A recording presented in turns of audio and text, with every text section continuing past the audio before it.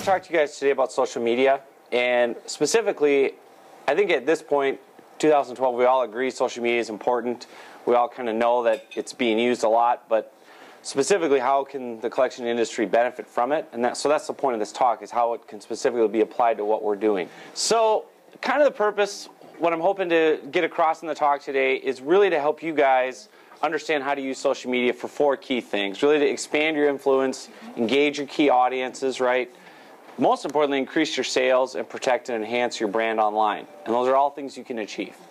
Biggest thing I would start with, and the biggest value of social media probably right now, along with the things I mentioned, is search engine optimization. Everybody familiar with that term? If not, it's basically how you show up in Google results. So when someone goes in, plugs in Google, whatever it is, your company name, what shows up is the key thing. And so, the basic thing you need to do is you just need to get started with social media to some degree. You got to be engaged. The problem is, it's kind of like the Wild West. And so if you don't really know where to start or how to approach it strategically, it'll be a little bit like ready, fire, aim. You'll just get frustrated and spin your wheels. I mean, you see this constantly, that agencies or whoever will start a Facebook page or a Twitter account and it'll kind of peter out and they don't know what they're doing. I think the biggest thing is you got to have some strategy, right? Second most important thing to be successful with social media is you got to create fresh content. You got to have kind of a constant stream of updates you're putting out, blog posts, videos, whatever it might be. If you think about it, people want to get used to a schedule, to a calendar.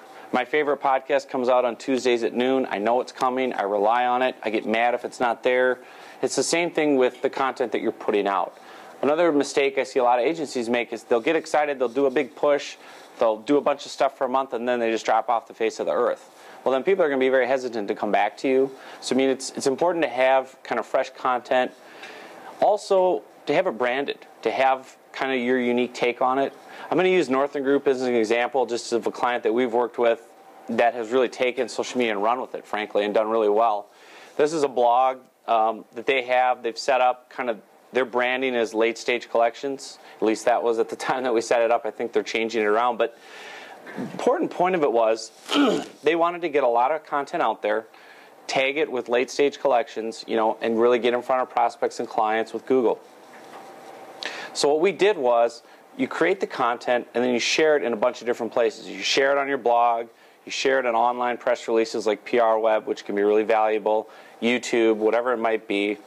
And the result then is you're going to get a lot of positive PR, which is a great side bonus, right?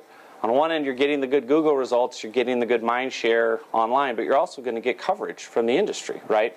So when you put out this content in the form of a press release, video, whatever it might be, it's going to get picked up by the industry, publications, by bloggers, whoever might be covering us.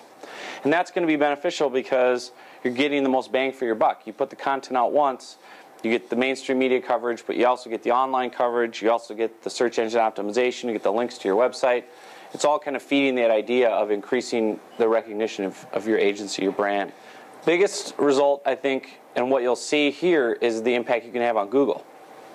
Right, so if you look here for debt collection, you've got at the top here 56 million results. They're on the front page. Okay, when you do a search in Minneapolis, Minnesota, they pop right up. And you'll notice it's kind of funny. The other guys that are on the ball are the consumer attorneys. What a surprise, right? What a shock!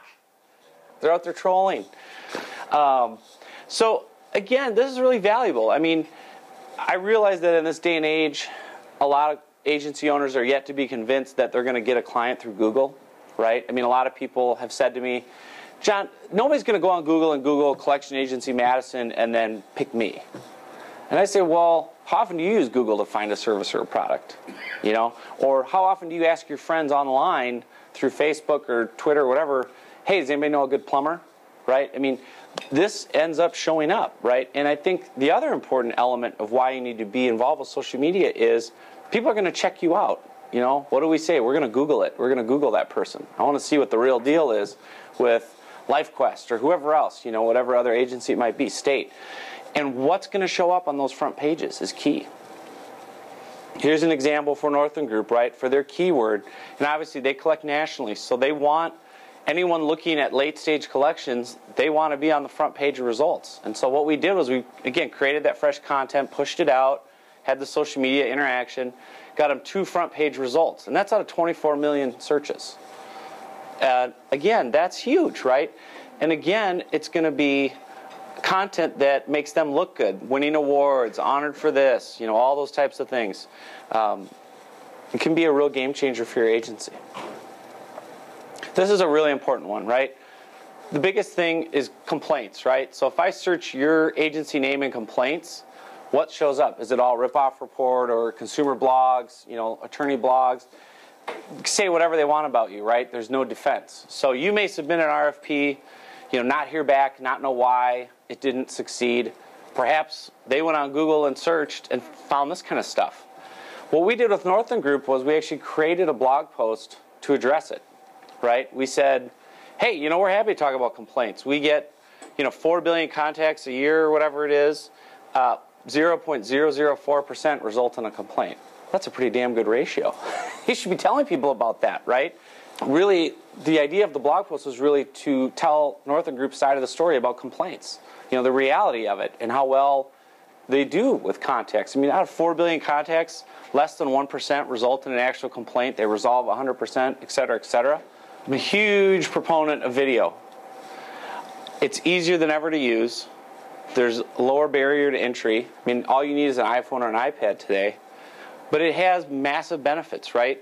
If you think about it, it really helps you stand out from the competition. And I talked about this a little bit yesterday, but you think about when we do business, it's with real human beings. I don't do business with a logo. I don't do business with a brochure, a spreadsheet, a business card. I do it with you.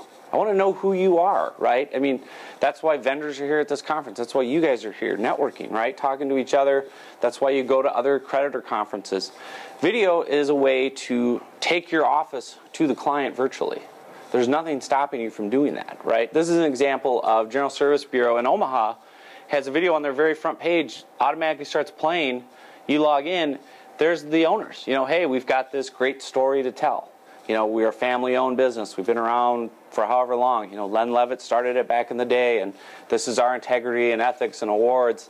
And immediately, they've established kind of identity and contact so that if I'm a prospect or a passive kind of person just checking them out, I feel like I know them a little bit. I know their story. So when I bump into Bob Levitt at a trade show, I'm like, oh, yeah, I saw your video. Yeah, you seem like a good guy. And what do you guys do again? Oh, okay. It just builds that a little bit more.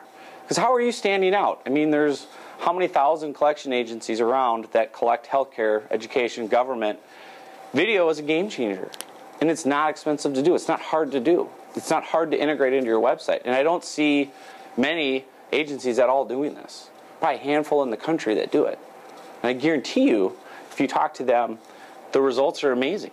I wanted to run through a few of the networks and talk about what the value is for collection agencies, because I think that's where a lot of time gets wasted, is should I be on Twitter? Should I be on YouTube? What's the value for me, right? Twitter, okay, this is just an example of what a page can look like for Northland Group. I think the biggest value for Twitter is just more to be listening, right? Listening to what journalists are talking about, listening to what peers or consumers are doing. Twitter has a great search function, right, built in. It used to be search.twitter.com. Now it's just built in on twitter.com. That's a great way to listen online about your brand. You can search for the name of your agency. You can search for consumer complaints, whatever it might be.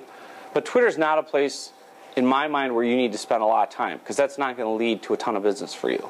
It's more just a monitoring tool, frankly. Talk about YouTube.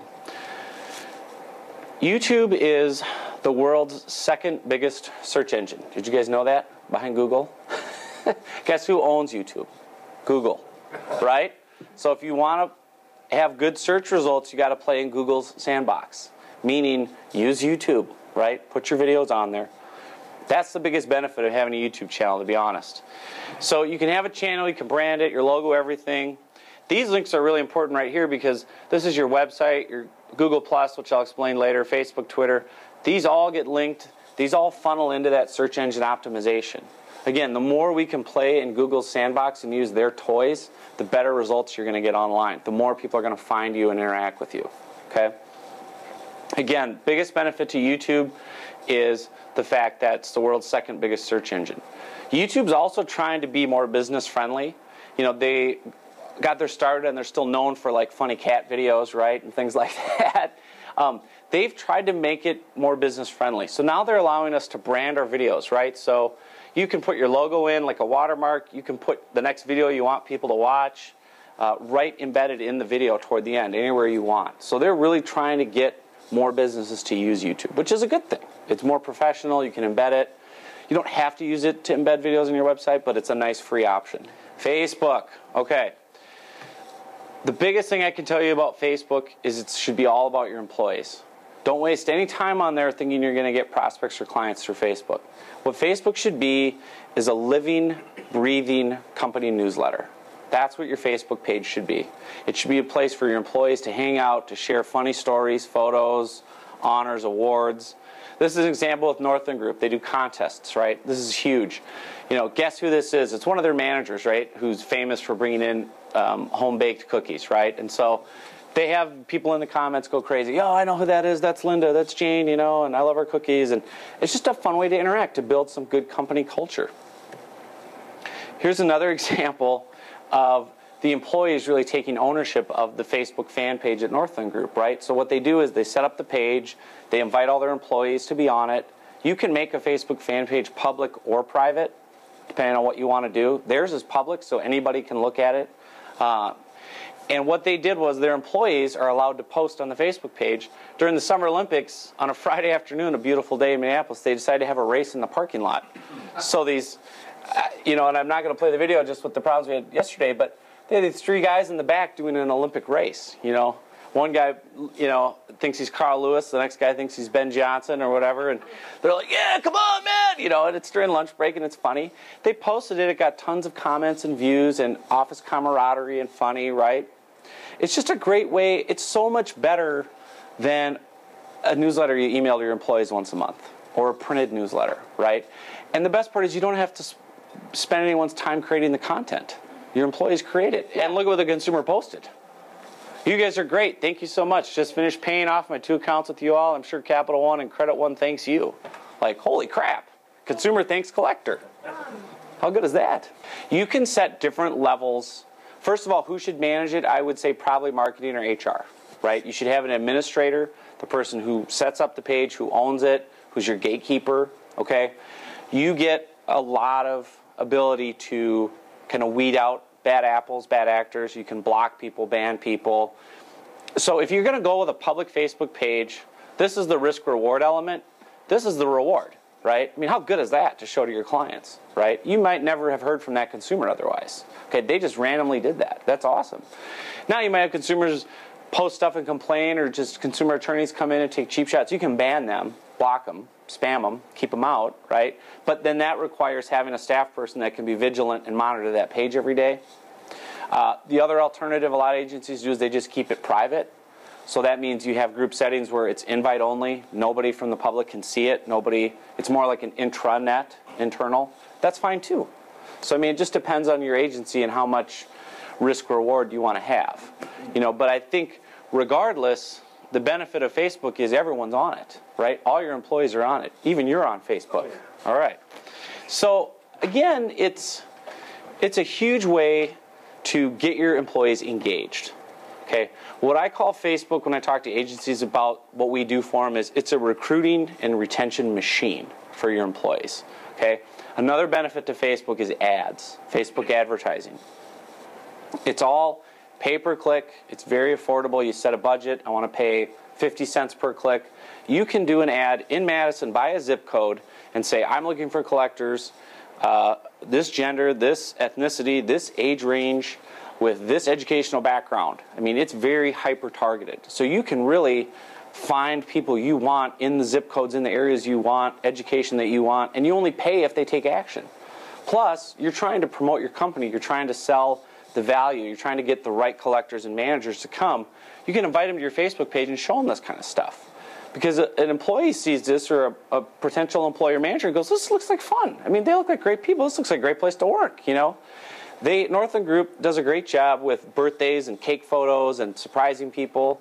There's also built-in Facebook apps you can use that reward people for commenting. Like there's a Fan of the Week app. So it automatically, based on an algorithm, whoever's participating on your page the most that week, It picks a fan of the week and shoots off balloons and does special effects online, and it shows their photo, and hey, congratulations, Joe Smith, you're our fan of the week.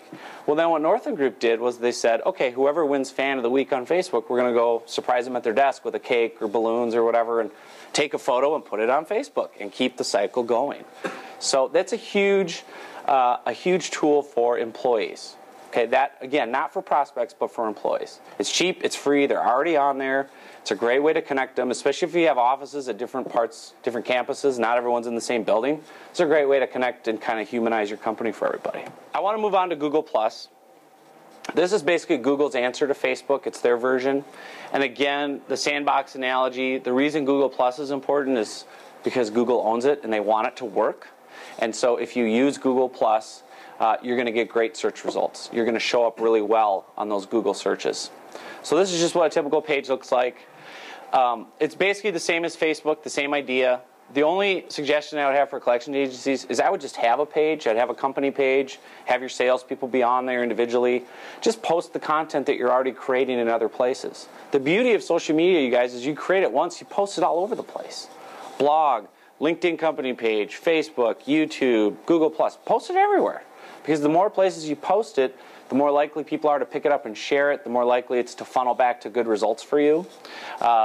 One of the beauties of Google+ is they have a feature called Google Hangouts. Have you guys ever heard of these? Google+ Hangouts? They're basically completely free video conference calls. You can have up to 10 people talking at once. All you need is like an iPhone, an iPad, or a computer with a web camera and the internet. You can have 10 people on a conference call seeing each other talking. It has face and vocal recognition software, so it zooms in and zooms out depending on who's talking. You can share videos, you can share notes, screen casts, slide shares, whatever. It's called Google Hangouts. It's a great tool for, say you have multiple campuses, you got to have a management meeting, you do your normal weekly call. You know people have it muted and are screwing around. Not anymore. Not with Google+, because you can see them. And again, it's also a great tool for clients and prospects. And that's another reason to be on Google+, is you can do a pitch through a live hangout. They're completely free. You can do a pitch where you can walk through a SlideShare presentation or an online presentation like I'm doing, and you can see each other and interact. You can show videos. So Google+ has a lot of fun tools. Again, it's a great tool to use for just the search engine optimization, but also there's some other nice features you can build in. Now, LinkedIn. If you get nothing else out of my presentation, and you probably haven't, it's that LinkedIn. LinkedIn is where it's at. If you want to make money, if you want to get new clients, if you want to bring in tons of leads and prospects, spend all your time on LinkedIn. Okay, so if somebody was to come to me and say, John, we're a small shop, we got 3 collectors, we don't have a lot of time, where do we start? LinkedIn, period, end of story. Okay, and here's why. You got a bunch of features on LinkedIn. Okay, so you have a company page, right? You can post on that. You can have people follow your company, which could be prospects, peers, journalists, whoever. The big benefit of LinkedIn is it's all professional, okay? Everyone on there is professional. It's far more business-like than you're going to find on any other social network. But most importantly, all your clients and prospects are on there. All your hospital administrators, financiers, county municipality people, educational institutions, everybody is on LinkedIn. I mean, it's growing like crazy. The stats have shown lead generation on LinkedIn is, I think, 277% higher than any other social network. Say that one more time. Lead generation from LinkedIn, 277% higher than any other social network. One of the big benefits to LinkedIn that you can really master is LinkedIn groups. And this is where I would have your salespeople, whoever's generating your leads, bringing in new business, spend all their time. I'd have them do 2 things. First, optimize your LinkedIn profile. What that means is your personal LinkedIn profile, if you have one, you can put in keywords, right, so to get found. So say you do educational receivables, that needs to be in your title, your job description, company description, so that when someone goes onto LinkedIn and uses the search feature, you'll show up first. If you search debt collection on LinkedIn, I'm one of the first results, one of the top 3 people in the world, because I optimized my profile for debt collection and marketing, so that people like you would find me and go, oh, debt collection marketing, maybe I'll talk to this guy. You can also optimize your profile to have a video play. So you can have your About Us company video that you already paid and used in a press release or wherever else play on your LinkedIn page. Okay, it's another game changer separator. You want your LinkedIn profile to be optimized so that when people search, they know exactly who you are and what you do, and you pop up right away. The big advantage of LinkedIn that very few people utilize is groups. Okay, how many of you guys are on LinkedIn, first of all? How many of you guys are in LinkedIn groups? Okay. How many of you guys think they're a complete waste of time because it's all just self-promoting junk? Okay, just me? Okay. Big thing with LinkedIn groups is, and this is how, just for me in my own business with debt collection marketing, I get more leads through LinkedIn than anything else, is showing your expert status, your thought leader status. Okay, spending time in hospital finance groups or small business groups or education groups, or say you do commercial collections, right? Spending time in distributor groups or IT groups or anybody that sells a product to another business, go in and answer questions. Better yet, with that blog post or press release you created or white paper that you're using to try to bring people in, go post it in the groups. Interact with those people. And then what you do is you post it, somebody comments, what you do is you connect with the person, right? You connect with them just like you would at a trade show. Hey, I'm John, nice to meet you, let's connect. Then the next step is you create your own private group and invite them into that. And what I've done is I've created a group just for debt collection, PR, and social media, right? How to use it to increase revenue. So what I do is I hang out in all the collection industry groups on LinkedIn. I answer questions. I post topics. I try to get people talking. And then what I'll do is if somebody interacts with me on there, A, I'll connect with them because there's no limit to how many people you can connect with. And B, I'll invite them into my personal group. And what my personal group is kind of like my own little fish tank where I drop all my best prospects. So think of it from your point of view as like, say you're a healthcare agency. Say you want to target, decision makers at mid-sized hospitals. You can do LinkedIn searches, first of all, for groups that have those type of people. You can filter the groups by search results to find the people with the titles, the job titles you want. You go hang out with them, you spend time with them online, you interact. Then you say, hey, really enjoyed our exchange in your LinkedIn group on hospital finance. I wanted to invite you to my group on how hospitals can better leverage collections or whatever you brand it as. Okay, you invite them in. One of the benefits of a LinkedIn group is you get everything. You get all their data and details. So like for the group that I have, everybody, it's vice presidents, owners, managers, senior execs, CEOs. So it's all the decision makers, right? So when you have your own group, you get access to all the players. You get access to all the decision makers. And again, this is why you should be spending all your time there if you're trying to do sales and new business, right? Because you're going to get all the demographics on who the people are. And these are public, so you can find these for any group. So when you're trying to figure out which groups to join, which make the most sense for your agency, you can use these pages to decide, oh, okay, this is the decision makers. This is who I want for educational receivables or commercial collections, whatever it is. The other benefit, though, to running your own group is you basically have a built-in email list of prospects now. Because anyone who joins your group, you can send them a broadcast message once a week. Whatever you want it goes to your email. It includes links. So I can send this out whenever I want to the 100 people in my group, all of whom are decision makers at collection agencies, folks like you. You can be doing the same thing as your salespeople cultivate their own personal groups. Best of all, you can keep the competition out. If another agency wants to join your group, you just keep them out. They can't. Those are your prospects, right? Your leads. So I mean, this is a huge game-changing thing. I see more business getting done on LinkedIn for the collection industry than any other social network. So again, there's tons more resources. I could do a whole course on LinkedIn, and I do training for that. I can't emphasize enough that that's where you need to spend your time. All right, thanks, guys.